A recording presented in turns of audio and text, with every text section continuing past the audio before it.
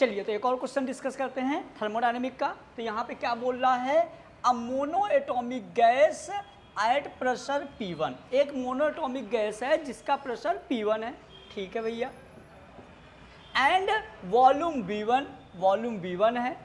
It compress आइडियाबेटिकली, इसको हम आइडियाबेटिकली compress करते हैं, क्लियर, मतलब आइडियाबेटिकली हीट कांस्टेंट करके इसको हम कंप्रेस करते हैं। यदि हम कंप्रेस करेंगे इसका मतलब प्रेशर हमारा बढ़ेगा, क्लियर, टू 1/8 वॉल्यूम, मतलब कि इसका जो P2 है हमको पता नहीं, बट इसका जो वॉल्यूम है तो पहले के वॉल्यूम का, मतलब जो इसका V2 है पहले के वॉल्यूम का 8 गुना कम हो गया।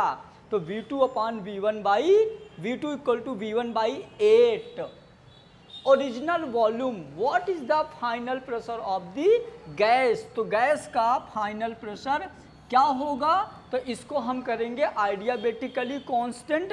तो जब आइडियाबेटिकली कांस्टेंट होता है तो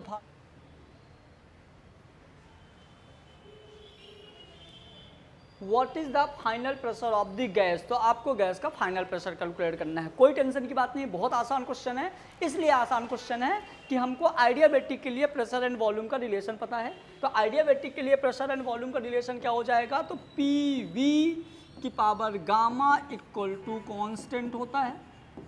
दो कंडीशंस हैं, कांस्टेंट है तो हम कर देंगे P1 V1 की power gamma equal to P2 V2 की पावर गामा, कोई बात नहीं। अब यहाँ पे यदि हम बात करें मोनो एटॉमिक गैस के लिए जो आपका गामा है वो होता है 5/3। ये क्वेश्चन में ज़्यादातर गिवन होता है, यदि नहीं गिवन होता तो आपको याद होना चाहिए कि मोनोएटॉमिक के लिए क्या होगा, गामा की पावर गामा इक्वल टू होगा 5/3 CP अपॉन CB से आएगा गामा आएगा। तो हमारा देखिए P1 V1 की power gamma equal to P2 V2 की पावर गामा, क्लियर। तो यहाँ पे क्या हो जाएगा, हमको P2 कैलकुलेट करना है, तो P2 इक्वल टू क्या हो जाएगा, P1 V1 की पावर गामा अपॉन V2 की power gamma.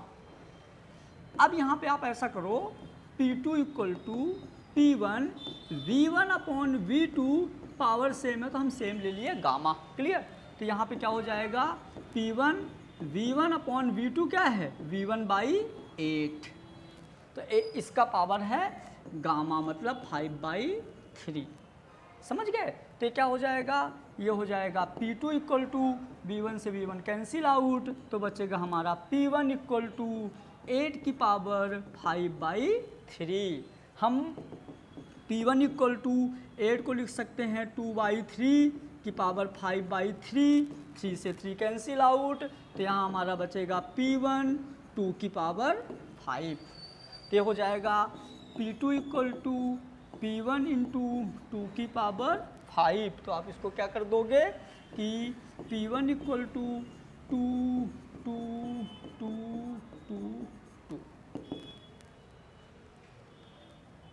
P1 equal to 2 दूना 4 दूनी 8 दूनी 16 दूना 32, तो हमारा हो जाएगा 32 P1 इक्वल टू P2।